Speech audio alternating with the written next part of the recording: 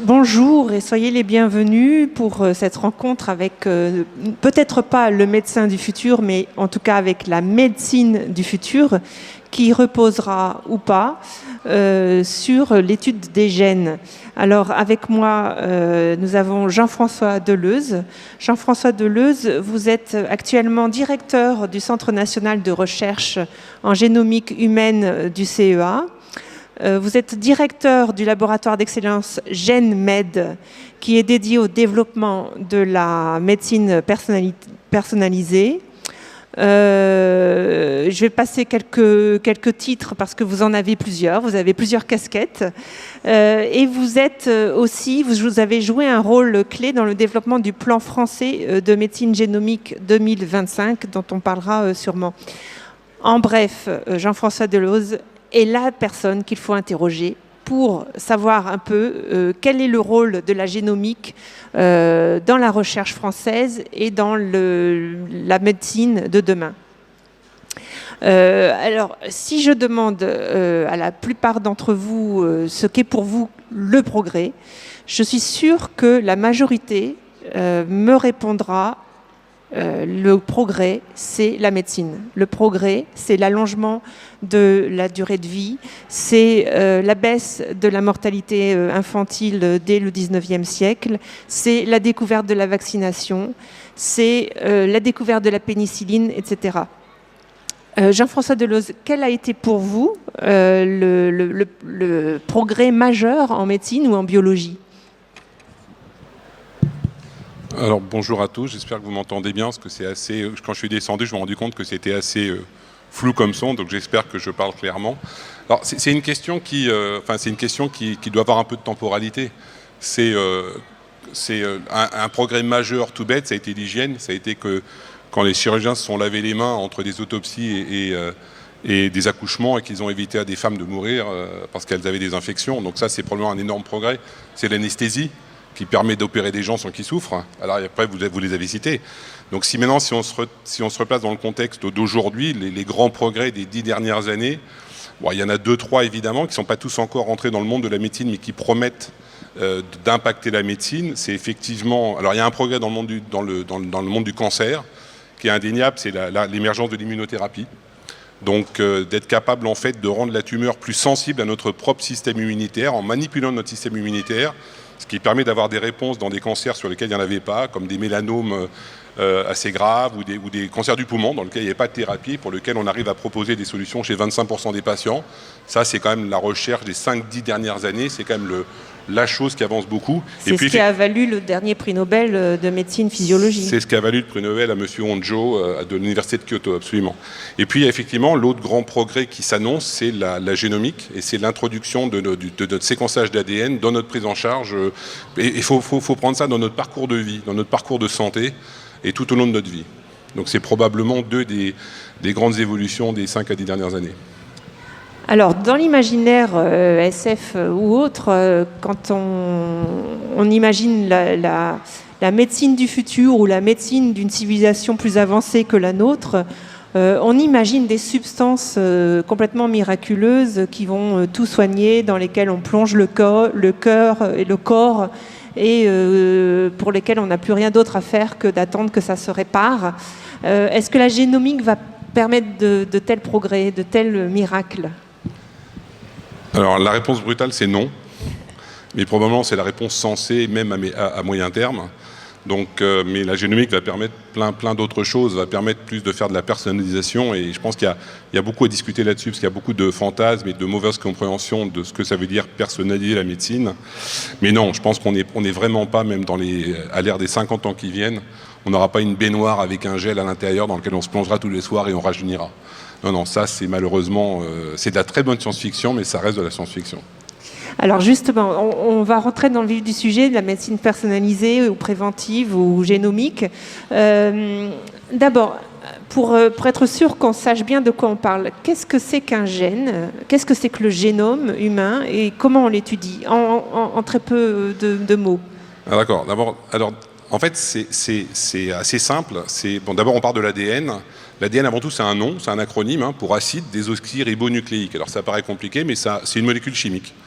Et en fait, c'est du schnopp Probablement, on ne vous l'a jamais présenté comme ça, mais en fait, c'est du carbone, de l'hydrogène, de l'azote, de l'oxygène et du phosphate. Et en fait, c'est les atomes qu'on a dans la plupart des molécules de la vie. Donc c'est juste une grosse agrégation d'atomes, et c'est une très très grosse molécule, on appelle ça une macromolécule, effectivement, qu'on trouve dans les noyaux de toutes nos cellules. Donc c'est un acronyme, c'est une molécule comme une autre. Quand on mange du glucose, on mange du carbone, de l'hydrogène et de l'oxygène. Ce qu'a l'ADN en plus, c'est de l'azote et du phosphate. Voilà, donc c'est juste une molécule, et c'est dans le monde de la chimie, c'est une molécule chimique, et c'est aussi un plan. C'est le plan, effectivement, c'est le plan qui nous détermine. Donc c'est une grande molécule qui après a différents niveaux de messages, dont les gènes. Donc on a 3 milliards de nucléotides. Donc imaginez un collier de 3 milliards de perles, les gens parlent d'alphabet, et pour chacune des perles, on peut avoir 4 solutions ATGC, et on a ça 3 milliards de fois, et on a ça dans tous les noyaux de toutes nos cellules. Et ces 3 milliards de bases, on peut les déconvoluer en 20 000 gènes. Et 20 000 gènes, c'est 20 000 petits segments d'ADN qui font quelques milliers de chacune de ces paires de bases, qui vont justement donner des protéines qui vont effectivement être responsables de notre mouvement, de notre respiration, de notre métabolisme. Donc c'est ça, les gènes et l'ADN. Et la génomique, c'est l'étude des gènes et de leur régulation. On a donc 20 000 gènes, mais on a des milliards et des milliards de cellules, et en fait les gènes s'expriment différemment dans nos différentes cellules. On n'a pas les mêmes gènes qui s'expriment dans une cellule du foie, ce ne sont pas les mêmes que les gènes qui s'expriment dans une cellule du cœur. Voilà, donc la génomique, c'est l'étude de tous ces gènes. Alors, on a maintenant décrypté le génome humain en entier. Est-ce que pour autant, on comprend mieux comment fonctionne le corps humain ? Qu'est-ce que ça nous a appris ? Alors, on a décrit. Alors, le séquençage du génome humain complet, ça n'a quand même qu'une vingtaine d'années. Hein. C'est quand même 2001-2002, ce qu'on a appelé le nombre de gènes qu'on commence à comprendre aujourd'hui. Il y a 15 ans, on pensait qu'il y avait 100 000 gènes. Aujourd'hui, on est assez d'accord de dire qu'il y en a entre 22 et 25 000. Vous voyez, il n'y a même pas un chiffre atteint, il n'y a même pas un chiffre définitif. Et donc, on commence seulement à comprendre la fonction de ces gènes, et il y a des gènes qui restent de fonctions assez méconnues. Et en fait, quand on séquence le génome en entier, on en comprend essentiellement les gènes. Et les gènes ne représentent que 2% environ du total, donc 2% de 3 milliards de paires de bases. On comprend les gènes à peu près. Donc quand on dit qu'on comprend les gènes, ça veut dire on sait où ils commencent, on sait où ils s'arrêtent, et on sait quelles sont les protéines qui sont associées à ces gènes, et on sait à peu près dans quelles cellules ils s'expriment, et on sait en gros à quoi ils servent d'un point de vue mécanisme. On sait que par exemple le gène de l'actine va permettre de la mobilité musculaire, par exemple. C'est juste pour vous donner un exemple. Mais ces gènes en fait interagissent les uns avec les autres. Donc on comprend les gènes, mais on ne comprend pas exactement. On sait qu'ils travaillent en réseau. On sait qu'un gène ne travaille jamais tout seul, il est dans un réseau probablement avec une centaine d'autres gènes, un minimum de partenaires. Et c'est ça effectivement qui peut faire des fonctions biologiques complexes. Mais non, on ne comprend pas tout l'humain uniquement à partir des gènes. Parce que l'humain ne se réduit pas aux gènes, l'humain c'est le gène, c'est les gènes, et en plus on devrait même parler des bactéries, je ne sais pas si on va en parler à un moment donné, mais c'est aussi l'environnement dans lequel ces gènes s'expriment. Donc l'environnement modèle effectivement l'expression de ces gènes et influe sur leur régulation. Pour autant, l'étude de la génomique va servir à développer la médecine. Comment se fait le lien ? Comment on peut prédire l'avenir de la santé d'une personne à partir de son génome ? Alors en fait, si on se regarde tous les entours, on est tous vachement différents quand même physiquement, alors qu'en fait on a assez peu de différences. On a tous un génome de 3 milliards de paires de bases, mais en fait on a à peu près 1 million de différences 2 à 2. Donc 1 million sur 3 milliards. Et c'est ces différences en fait qui fait qu'on est différents. On a les différences physiques qu'on peut voir. Déjà, la différence la plus macroscopique, c'est homme-femme. Mais après, il y a des tas de différences. On pourrait invoquer les différences taille, poids, couleur des cheveux, pas de cheveux, etc. Et aussi susceptibilité aux maladies. Et ça, c'est lié dans ces différences. Donc en fait, on est capable, à partir d'une séquence, en fait, de chacun a probablement partage plus de 99% de sa séquence avec son voisin, mais à 1 million de positions du génome, il est différent. Et c'est ça qui fait son unicité. Donc son unicité dans son apparence, mais aussi son unicité dans tout ce qu'il va subir dans la vie, et en particulier la susceptibilité aux maladies. Il faut toujours remettre ça dans le contexte, dans un environnement donné. Il y a des choses qui ne s'exprimeront que si vous êtes exposé à quelque chose. Typiquement, par exemple, la réponse à des agents bactériens, si vous ne voyez pas la bactérie, le gène ne s'allume pas. La toxicité d'un médicament, qui peut être aussi contrôlée par les gènes, si ne vous prenez jamais ce médicament, vous ne verrez jamais quel type de gène vous avez.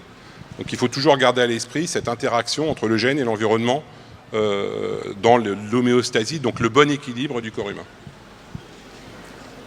Alors, on peut du coup lire des prédispositions aux maladies. Ça revient, comme je disais, à prédire plus ou moins l'avenir de la santé d'un patient.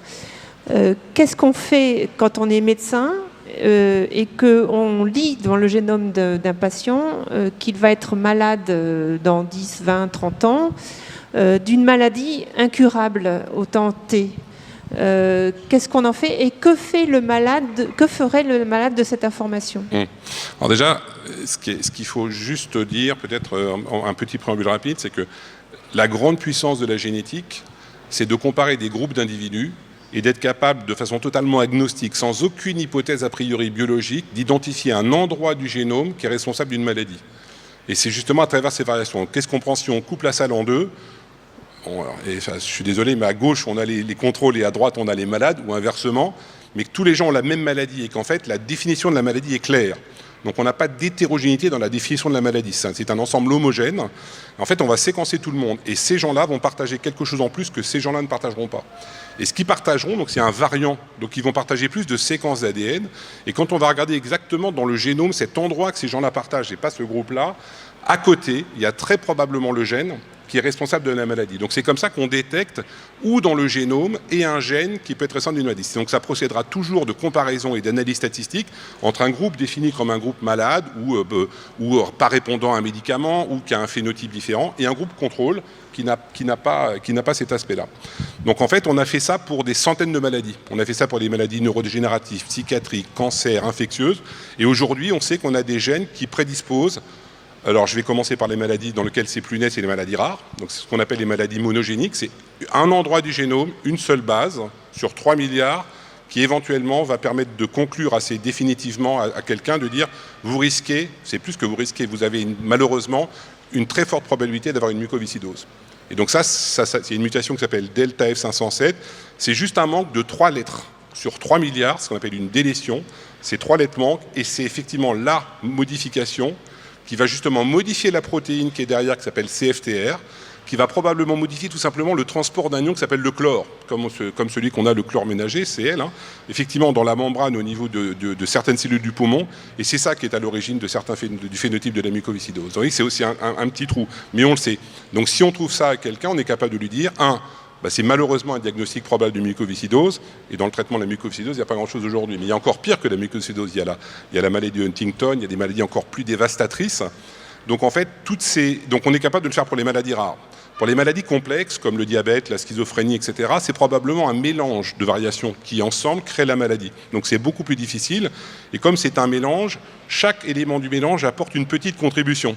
Donc si on fait juste un tout petit peu de statistiques de base, il faut un échantillon beaucoup plus grand de personnes pour trouver chacun des petits éléments que dans une maladie monogénique où un élément crée tout. Donc ce sont des effets faibles, multiplicatifs. Donc c'est pour ça que vous verrez des articles où il y a 100 000 personnes.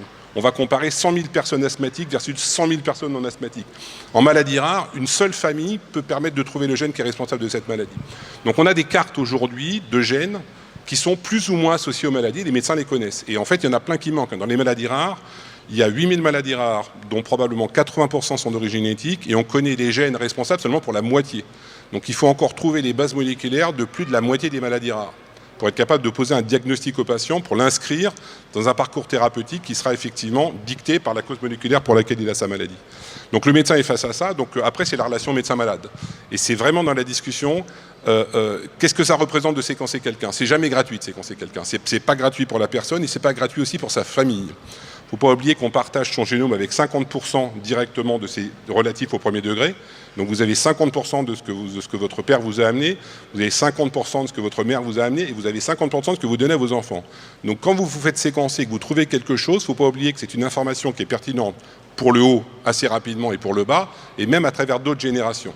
Donc c'est quelque chose qui doit être raisonné, hein, c'est important. Et donc après, c'est dans la discussion avec le malade, c'est de dire, vous avez telle maladie, si je vous séquence, je vais peut-être trouver le gène, mais je vais peut-être aussi trouver un cortège d'autres anomalies génétiques qui ne sont pas forcément les raisons pour lesquelles vous consultez.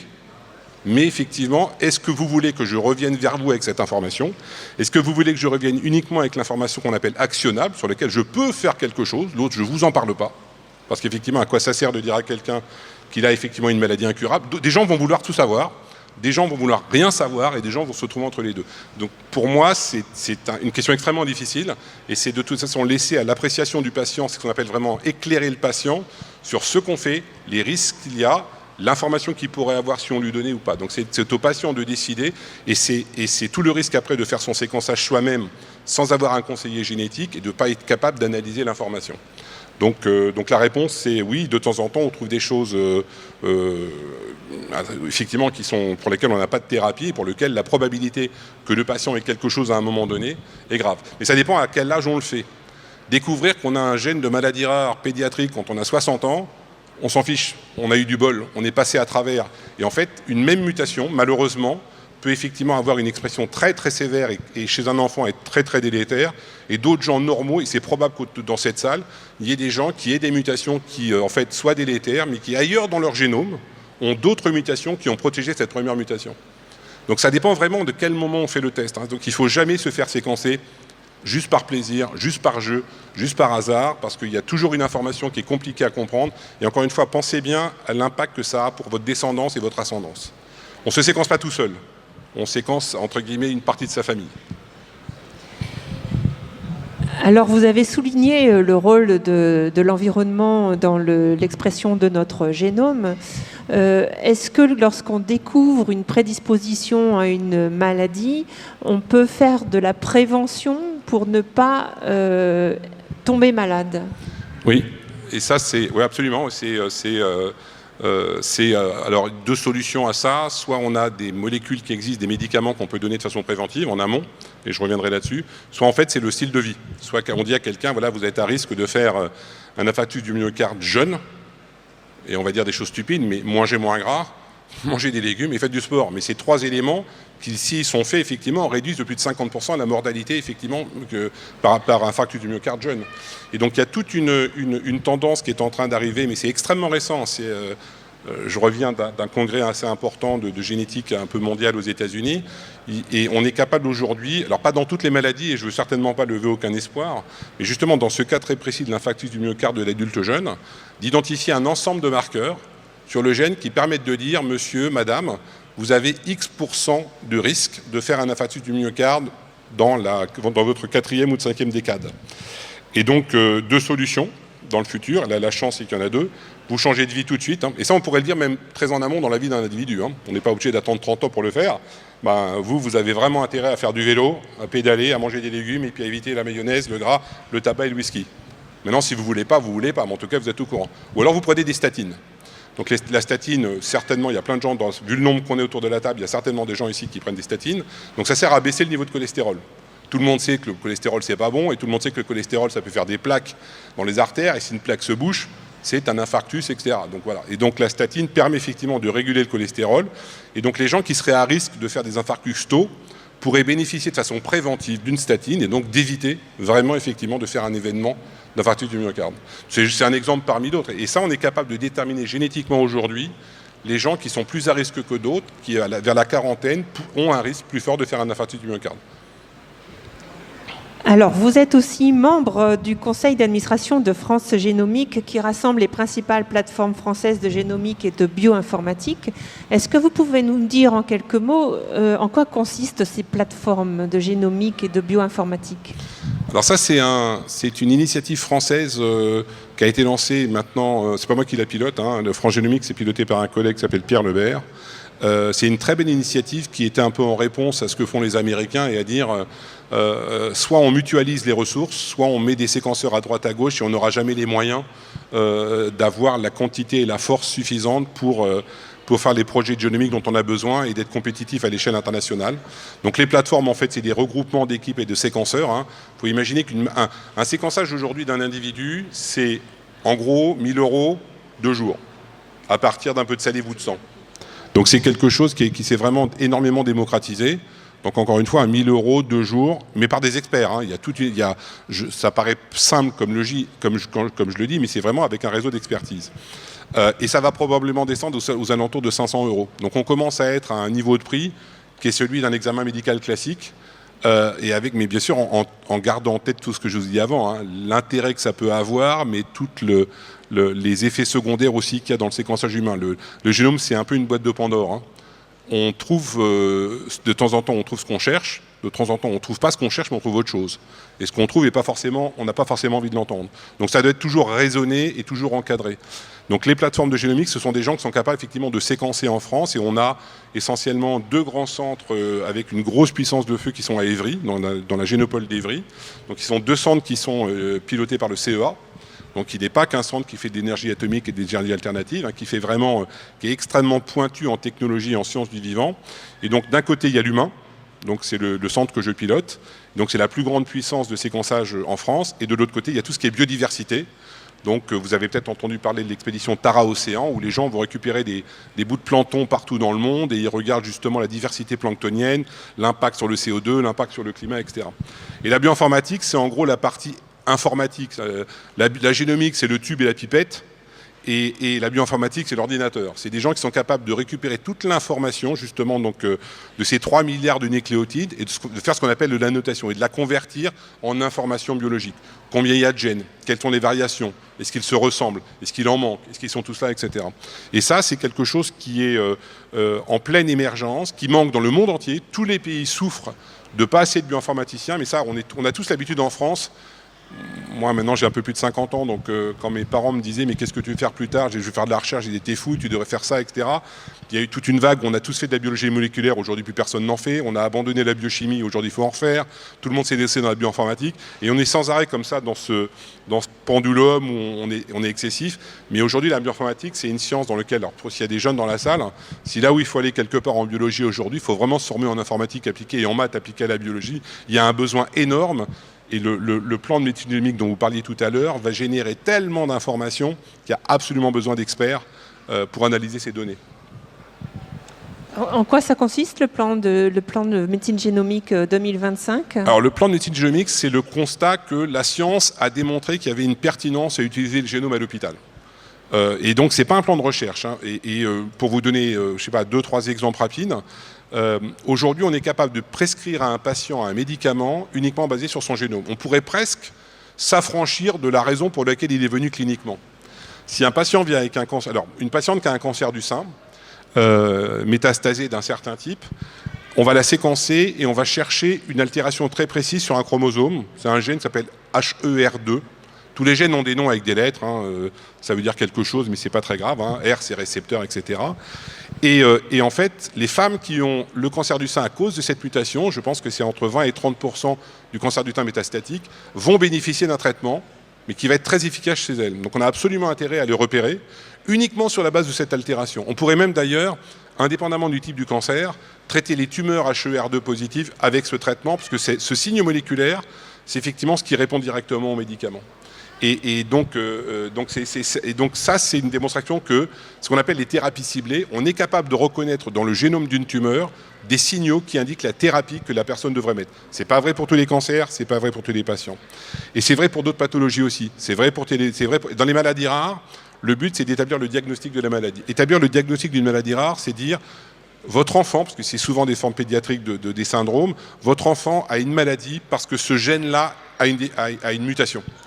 Mais ça change totalement la vie de quelqu'un. Et c'est ce qu'on veut faire, c'est arrêter ce qu'on appelle l'errance diagnostique. Il y a des enfants qui vont avoir des syndromes polymalformatifs, retards mentaux, qui vont passer par an une dizaine d'hospitalisations dans une dizaine de services sans avoir mis un nom sur leur maladie. Est-ce que c'est neuro? Est-ce que c'est musculaire? Est-ce que c'est psychiatrique, etc., etc. De mettre un gène sur la maladie, effectivement, ça permet de préciser énormément la pathologie que l'enfant peut avoir. Ça permet de faire un groupe de patients qui ont la même maladie avec la même mutation. Éventuellement, ça permet de créer un groupe qui pourrait générer un essai clinique, etc. Donc là, et on a démontré là, dans les 4-5 dernières années que des centaines de gènes de maladies rares ont été identifiés grâce à la génomique. Et dans les maladies communes aussi, ça avance. Donc on s'est dit, OK, la science est là, la base est là, mais maintenant il faut le convertir au niveau de la clinique. Donc le plan, c'est on sort du laboratoire, on rentre dans l'hôpital, on met des séquenceurs dans l'hôpital, tout est fait dans des laboratoires d'analyse biomédicale, on n'est plus dans le monde de la recherche, on est dans le monde du diagnostic, et on va commencer par le cancer et les maladies rares. Et donc il y a 2 premières plateformes qui ont été lancées, une à Lyon, qui s'appelle Oragène, un appareil qui s'appelle Sequoia et qui vont vraiment séquencer, mais vraiment comme un examen clinique avec tout le contexte et l'environnement réglementaire qu'il y a autour des patients, justement pour faire la démonstration que dans le monde clinique ça marche aussi, pour que en fait, le séquençage dans les prochaines années devienne remboursé. Et en France, on veut équité de traitement, accessibilité pour tout le monde et remboursement par nos systèmes de sécurité sociale. Mais il faut qu'on démontre à la haute autorité de santé justement le bénéfice pour le patient et justement le rationnel économique de faire ça. Donc ce plan sert à mettre le séquençage à l'hôpital, c'est pas de la recherche, c'est du diagnostic et de la clinique, et c'est pour démontrer et c'est pour le déployer à toutes les maladies dans les 5 à 10 ans qui viennent. Alors, on a vu que la médecine de demain, elle pourra être prédictive, elle pourra être préventive. On vient de voir qu'elle pourra être personnalisée. À quel point sera-t-elle personnalisée ? Est-ce que ça va considérer des groupes de population ? Est-ce que ça peut aller jusqu'à l'individu ? Est-ce qu'on sait aujourd'hui déjà jusqu'à quel point on pourra personnaliser des traitements ? Alors, personnaliser, ça va aller à l'individu. Mais quand j'ai dit ça, je n'ai pas dit que les industries pharmaceutiques allaient faire des médicaments par un individu. C'est-à-dire, effectivement, c'est de préciser par personne quel est le traitement qui lui va le mieux à lui. Et effectivement, et déjà, la première personnalisation, c'est de dire, j'ai 2 groupes, là, pour le coup, c'est un groupe de patients, et en face, j'ai une pharmacopée, j'ai des molécules chimiques, des anticorps, des substances naturelles. Et le premier niveau de personnalisation, c'est une meilleure utilisation de la pharmacopée existante par rapport justement aux caractéristiques génétiques et moléculaires d'un individu. Donc c'est ça dont on parle. C'est pas le mythe de dire chacun demain aura le traitement de novo créé par quelqu'un, un industriel qui va lui développer. Ça, c'est économiquement tout simplement pas viable. Sur des molécules chimiques, j'ai un parcours un peu atypique où j'ai commencé par 15 ans de pharma avant de revenir dans le monde académique. Pour sortir une molécule dans une pathologie complexe de type polyarthrite rhumatoïde, etc., c'est en moyenne aujourd'hui entre 10 et 15 ans de travail et ça coûte $1 milliard pour une population moyenne.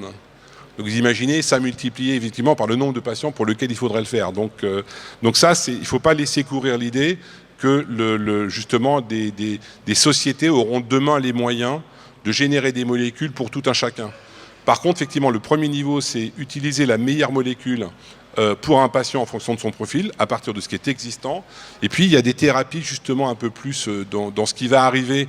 Il y a 2-3 grands types de traitements aujourd'hui. Il y a les molécules chimiques, ce qu'on prend tous, paracétamol, pour ceux qui ont mal à la tête. Donc ça, c'est vraiment ce qu'on appelle la petite molécule chimique, qu'on prend par la bouche, qui passe par le foie et qu'on élimine avec un certain temps. Après, il y a les anticorps, c'est arrivé il y a une quinzaine d'années, c'est beaucoup plus cher, c'est un peu plus invasif. Il y a ce qu'on appelle les devices, les appareils, comme par exemple les stents, quelqu'un qui a une artère bouchée, on ne lui donne pas une molécule, on met un ressort à l'intérieur pour écarter le diamètre et pour que le sang passe. Donc ça, c'est les 3 grands axes, donc molécules, anticorps, devices, de la pharmacopée d'aujourd'hui. Arrive maintenant la thérapie cellulaire, donc on va être capable de remplacer des organes, on va être capable de remplacer des cellules, et dans le remplacement des cellules, il y a 2 modes. Il y a le mode autologue, on vous remet vos propres cellules. Quand vous allez, ceux qui prévoient des opérations qui saignent beaucoup, genre prothèse de hanche, on va vous faire venir pas mal de fois en avant, on va vous prendre du sang pour vous faire une allogreffe ou une autogreffe. On va vous remettre, si vous saignez beaucoup, le sang qu'on vous aura banqué avant, pour éviter tout problème. Parce que tant qu'à faire, c'est pas très embêtant de vous prendre les 6 mois avant, plusieurs fois, plusieurs centaines de ml. Et il y a l'allogreffe.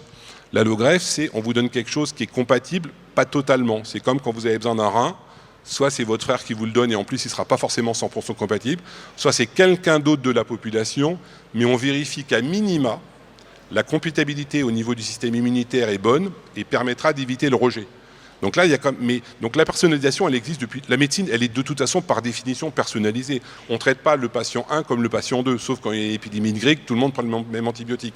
Mais en fait, on regarde éminemment. Je veux dire, la transfusion sanguine, c'est éminemment personnalisé. Avant de vous transfuser du sang, on va savoir comment vous êtes. On ne va pas vous mettre du B si vous êtes A. On ne va pas vous mettre du A si vous êtes O.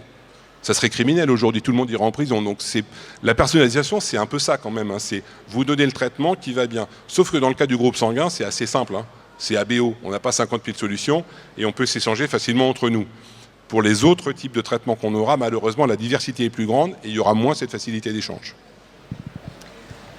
Alors, cette médecine de plus en plus technologique et de plus en plus personnalisée, quel en sera le coût? Et est-ce que nous aurons une égalité d'accès aux soins à l'avenir?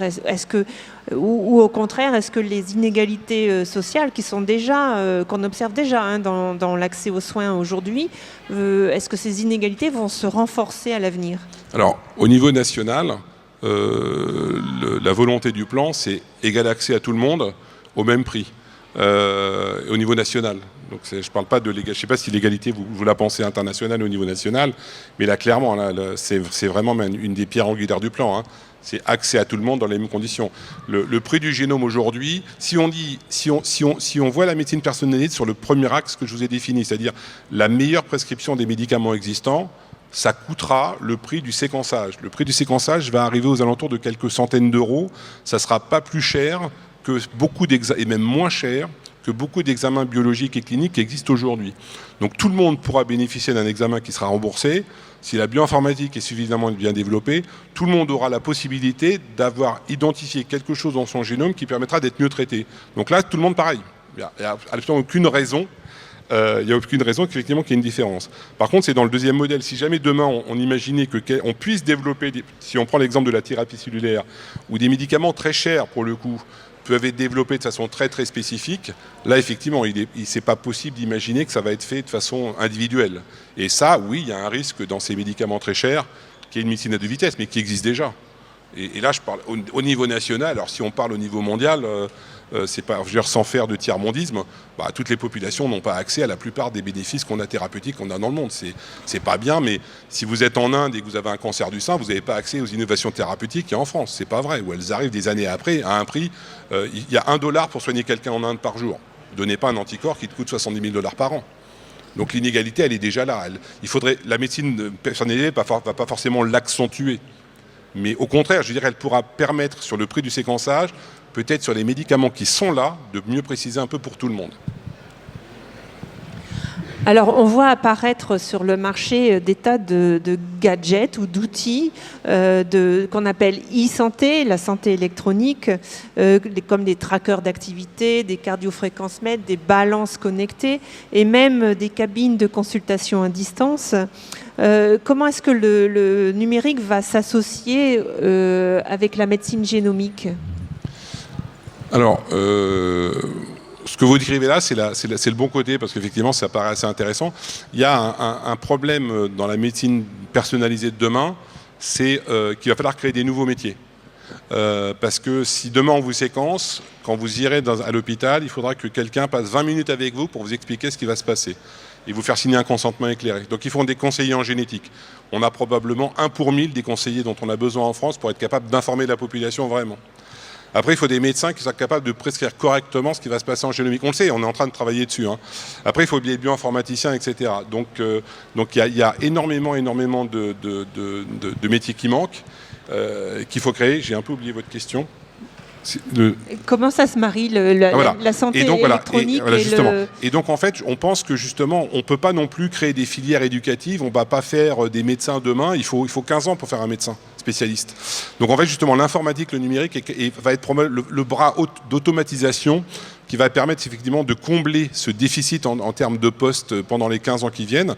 Et moi récemment j'ai vu un reportage à la télé qui était fascinant pour des, entre guillemets, si les gens sont bien triés au début, quand vous avez une angine ou un truc, c'était une dame qui était dans un désert médical français qui consultait par Skype avec un généraliste et c'était probablement amplement suffisant et c'était une super idée.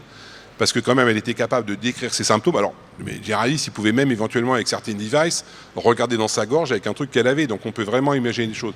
Donc, ça va évidemment complémenter tous les déficits qu'on a en formation à plein de niveaux. On peut imaginer justement... Alors, faut pas casser je ne parle pas de casser la relation malade, hein, la relation patient-malade. Mais encore une fois, si on prend l'exemple des déserts médicaux, si on veut être capable de récupérer le maximum d'informations d'un patient pour savoir effectivement, une fois qu'il a été traité, si ça a marché ou pas. Qui est la personne la plus à même de passer du temps à expliquer ce qu'il a eu? C'est le patient lui-même. Donc, c'est ce qu'on appelle le PRO, le Patient Reported Outcome. Et donc, probablement aussi, il faut qu'on équipe et qu'on discute avec les gens pour qu'effectivement, tout le monde a aujourd'hui un smartphone, tout le monde a un ordinateur. Je crois que probablement 100% dans la salle.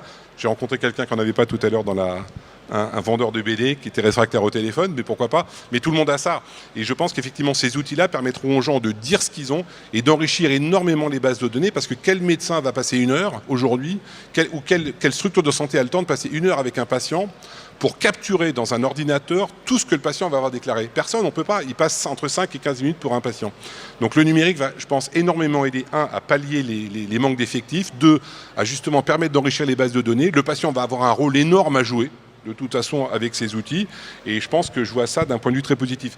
Et alors, si on reste un peu dans le numérique et dans l'intelligence artificielle, je ne suis pas un expert, ça fait un peu buzzword, mais clairement, il y a des problèmes de biologie aujourd'hui qui sont des énigmes, des impasses, et on pense que seuls les nouveaux outils de mathématiques un peu plus intelligentes et de statistiques supervisées, ce qu'on appelle l'apprentissage profond, en anglais le deep learning, les réseaux de neurones, en gros c'est ce qui permet de faire de la reconnaissance faciale, mais si on est on a montré 250 000 visages à un réseau de neurones, et un jour on lui montre n'importe quoi, il reconnaît que c'est un visage.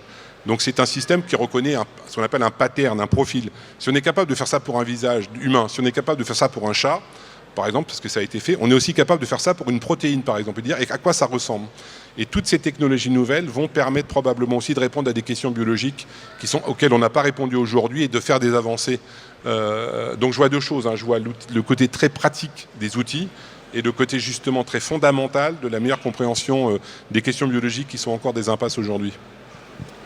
Alors justement, tout ça représente une quantité de données phénoménales, que ce soit, vous l'avez dit, des données fournies par les patients eux-mêmes, mais aussi des données maintenant de personnes en bonne santé, via justement tous ces objets connectés de e-santé qui mesurent la fréquence de votre rythme cardiaque quand vous courez, etc.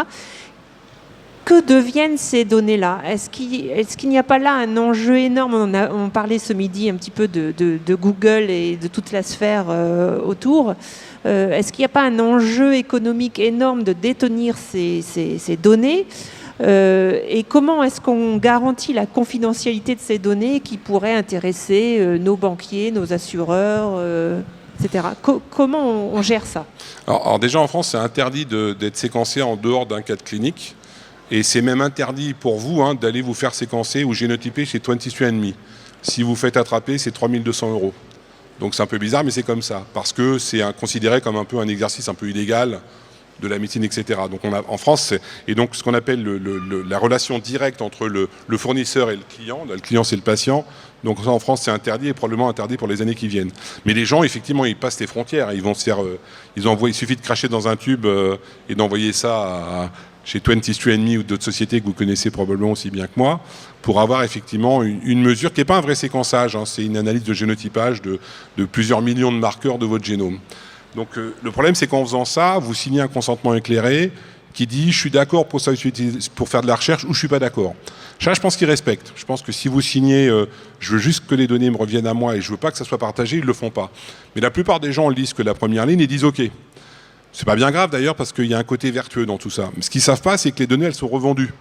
Et il n'y a rien qui revient dans votre poche. Elles sont revendues par 23andMe à des sociétés comme Roche, voire Google, pour faire des grands programmes scientifiques. Alors si c'était des programmes académiques très vertueux qui permettent de découvrir des nouveaux gènes de maladies, chacun saurait qu'il a participé effectivement pour le bien de l'humanité à découvrir des gènes. Mais 23andMe gagne du fric au passage parce qu'eux, ils vendent les données, ils ne les donnent pas. Et 23andMe, c'est Google, c'est YouTube qui est pas loin. Donc c'est toutes ces sociétés californiennes qui ont compris que la puissance, elle n'est pas dans le séquençage. Le séquençage, ça va être une commodité. Le séquenceur aujourd'hui, c'est une machine. Si vous avez un technicien qui est bon, tout le monde peut séquencer. La valeur, elle est vraiment dans les données personnelles de chacun et dans les bases de données intelligentes qui vont permettre de les comparer. C'est là qu'est l'or. Peut-être qu'on dira il y avait l'or blanc, l'or noir. Il faudrait peut-être inventer un mot, l'or ADN. Mais l'ADN, c'est de l'or.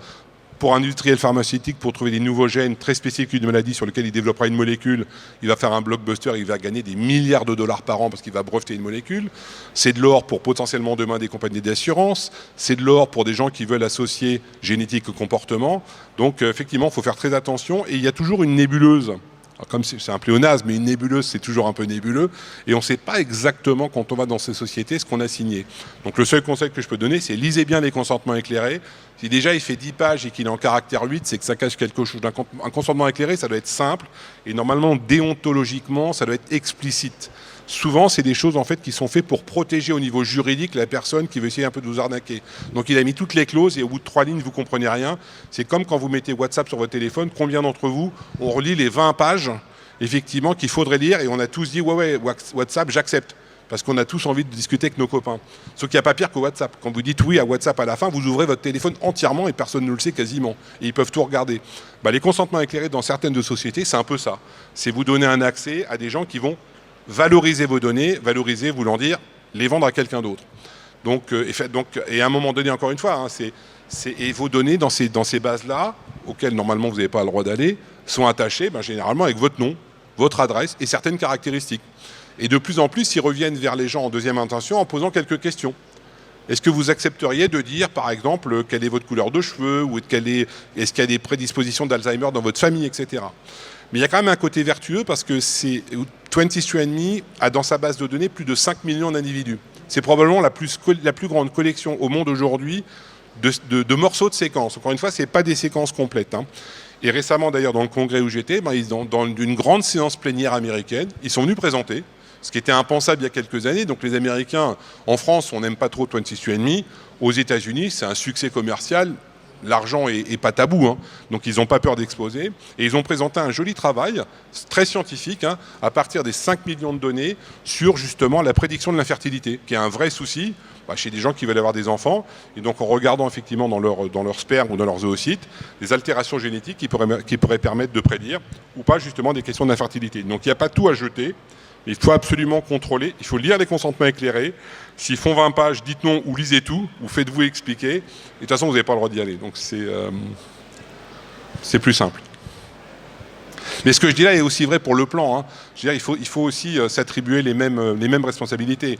Il y a un groupe de travail avec le ministère de la Santé, le ministère de l'Offre de Soins qui travaille depuis 2 ans sur un consentement éclairé et une lettre d'information qui accompagnera tous les gens qui seront inclus dans le plan français de multigénomique et justement qui est un groupe de travail extrêmement vertueux. Et le truc, c'est de faire comprendre aux gens ce qui se passe. C'est pas juste justement d'être une protection juridique et c'est pas une vision, je veux pas me faire attaquer.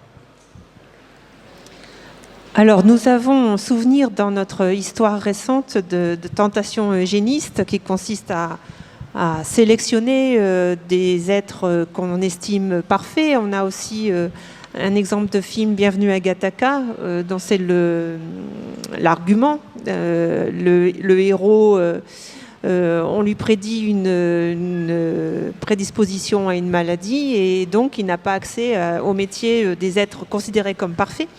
Avec toutes ces données que l'on aura sur les gens, sur tout un chacun, comment est-ce qu'on peut stopper les tentations eugénistes des sociétés ? Alors, c'est un vaste sujet, je ne suis pas un expert, il y a un point de vue très philosophique et sociétal. Alors d'un point de vue assurance, je pense qu'on est toujours sous la loi Kouchner, je crois de 2002, où il y a un moratoire où les assureurs n'ont absolument pas le droit d'utiliser une information génétique pour quelque chose. Je ne sais pas si ça veut dire qu'ils n'ont pas accès, mais en tout cas, ils n'ont pas le droit de faire une distinction au niveau d'une police d'assurance par rapport à une question génétique. Donc ça reste interdit en France. Donc ça sur le côté assurance. Aux États-Unis, c'est pas le cas. Donc oui, techniquement, effectivement, c'est possible de dire, ce monsieur a une maladie rare dont on sait que son taux de mortalité à 30 ans est de 95%. On va pas le laisser acheter une maison et effectivement avec un remboursement sur 30 ans. Mais bon, ça aujourd'hui, donc c'est interdit, mais c'est un risque, c'est un vrai risque. Donc il faut effectivement avoir une structure éthique et réglementaire qui permette de contrôler ça. Donc en France, je pense qu'en France, on a alors moi qui suis vraiment dans le monde de la recherche, c'est de temps en temps, je trouve que l'éthique est contraignante parce que vraiment. Je peux vous assurer que pour n'importe quel travail qu'on fait, les documents qu'il faut qu'on remplisse pour faire une cohorte d'individus, c'est un parcours du combattant parce que justement, on est extrêmement protectionniste sur à la fois la privacy, la protection des données personnelles, le consentement éclairé, l'approbation par des comités d'éthique et scientifiques sur la recherche qu'on veut faire. Et en France, on fait vraiment pas n'importe quoi. Et on est peut-être de temps en temps même un peu trop je dirais pas protecteur, parce qu'on l'est jamais trop, mais trop contraint, ce qui permet de ne pas toujours être très compétitif. Parce que la science, c'est quand même aussi de la compétitivité. Si les Américains, s'il y a de l'économie derrière la science, si les Américains trouvent systématiquement en amont de tout le monde les gènes qui sont responsables des maladies, qui va développer les médicaments de demain? Eh bien, ça sera les sociétés américaines. Qui va gagner de l'argent? Eh bien, ça sera les sociétés américaines. Donc, il y a quand même de la compétitivité. Il faut qu'on soit bon en France en sciences, et aussi, il faut qu'on soit compétitif. C'est vrai que compétitivité et science, peut-être, ça fait peur aux gens, mais c'est éminemment un secteur compétitif, parce qu'il y a éminemment un secteur économique qui en découle derrière. Donc aujourd'hui, des moratoires, un encadrement qui est quand même précis, et on est très très bien placé en France, qui prend ça très très sérieusement, quoi. Donc, et un échantillon étranger qui rentre en France est considéré comme français. On lui applique exactement les mêmes guidelines et la même rigueur que si c'était quelqu'un d'origine française et de nationalité française, pardon, pas origine, nationalité. Alors, je vous pose une dernière question et après on prendra les questions de la salle qui ne manqueront pas de tomber. Une question un peu plus technique. On a vu que la génomique servait à faire de la prévention, éventuellement de la prédiction, bien sûr, faire des bases de données, comprendre ce qui se passe, faire du traitement personnalisé. Est-ce qu'on peut aussi soigner avec des gènes? Où en est la thérapie génique dont on a beaucoup parlé à un moment et dont j'ai l'impression qu'on parle un peu moins? Alors oui, je pense qu'on en parle un peu moins parce qu'on a tellement trop parlé et en donnant des faux espoirs en termes de temps. Aujourd'hui, on a peur d'en parler et peut-être que c'est un peu, c'est toujours pareil, c'est le pendule. Non, il y a beaucoup de très beaux essais qui sont essentiellement menés par le Généton, donc à Évry. Donc le Généton, d'où est issu le Téléthon d'ailleurs, qui doit être première semaine de décembre. Donc il y a plusieurs essais dans des maladies musculaires, cardiaques, oculaires qui sont en cours. Ils sont vraiment passés au stade de la clinique. Je pense qu'ils le font en essayant d'être un petit peu moins dans la zone de radar parce que ça a été énormément exposé. Moi je me rappelle, ça fait 20 ans que je suis à Évry et on a entendu parler de l'ADN médicament dans l'année 2 du Généton, du Téléthon. C'était beaucoup trop tôt. Donc il y a des essais de phase 1, il y a des essais de phase 2. L'essentiel de l'argent du Téléthon ne va plus à la recherche, va aux essais cliniques. Donc il y a un vrai virage qui a été pris pour essayer dans quelques pathologies d'en dériver des traitements. Il y a des espoirs sur quelques pathologies. Ça reste un vrai secteur de développement et là pour le coup une vraie spécialité française et peut-être un secteur dans lequel on est compétitif encore parce qu'on était très compétitif en génomique dans les années 90. C'est quand même la France qui a vraiment participé aux premières séquences du génome humain et ce qu'on appelle la carte physique et la carte génétique. La France était leader mondial en 92-93. On s'est fait rattraper après par les Américains. Je pense qu'en thérapie génique, on est vraiment parmi des acteurs mondiaux. Donc ça continue, mais probablement sous le radar parce que c'est un peu le retour de bâton d'avoir un peu trop vendu la maison sur plan et de ne pas avoir monté la maison, quoi.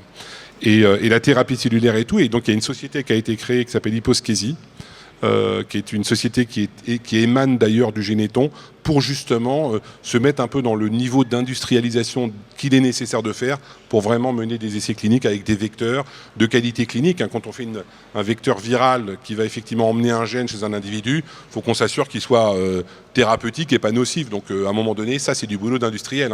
C'est des chaînes de production avec des critères de contrôle qualité et d'assurance qualité qui sont la spécialité du monde industriel.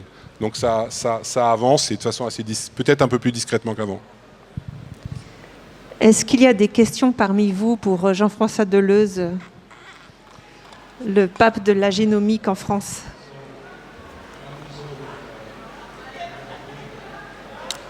Là, au premier rang. Allez-y.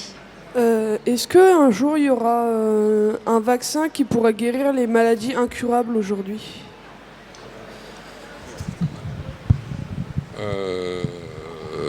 Un vaccin seul non, un vaccin qui guérira tous les maladies incurables, non. Par contre, d'imaginer qu'on pourra guérir des maladies qui semblent incurables aujourd'hui, probablement oui. Pas forcément que par des vaccins, par d'autres types de pathologies. Donc c'est une question qui est trop vaste. Il faudrait plutôt la préciser par rapport à une maladie donnée, parce que chaque maladie va être approchée d'un point de vue pharmaceutique et traitement différemment. Ça dépend de l'organe qui est ciblé. Si on doit aller chercher un organe qui est très profond, je pense au pancréas, c'est pas la même chose que si quelque part il suffit d'aller dans la peau. Donc il y a des tas de spécialisations et donc c'est une question qui doit être déclinée pour chaque maladie incurable qu'on pourrait avoir en tête. Donc oui, évidemment, la génomique, on n'a pas parlé de grandes évolutions techniques, en particulier, vous avez dû en parler, dans la presse en parle, le CRISPR-Cas9, c'est un nom un peu... c'est ce qu'on appelle de l'édition du génome, c'est de corriger des fautes. Comme si vous imaginez une dictée où il y a des fautes, et ben vous faites passer le typex magique et il n'y a plus de fautes dans la dictée. Ben, les mutations, c'est des fautes dans le texte, en gros. Sauf que ce n'est pas des fautes, c'est juste une différence. Donc on a aujourd'hui des systèmes qui permettent de corriger, vraiment de façon beaucoup plus propre qu'avant, une mutation, mais pas des milliers, ben, pour l'instant, une mutation dans un génome. Donc on pourrait être capable sur cette base-là, alors il y a des tas de problématiques, hein, il faut parler de la génétique somatique versus la génétique constitutionnelle, on ne veut pas changer le patrimoine de l'individu, mais on pourrait être capable demain d'aller changer dans un organe donné, dans une cellule donnée, ça sera mieux que la thérapie génique, parce ça ne sera pas par correction d'un gène, on viendra juste changer une base. Et on pourra redonner à une protéine, à un gène qui était déficient, la fonction d'une protéine. Si la maladie est incurable, ça pourrait éventuellement la guérir.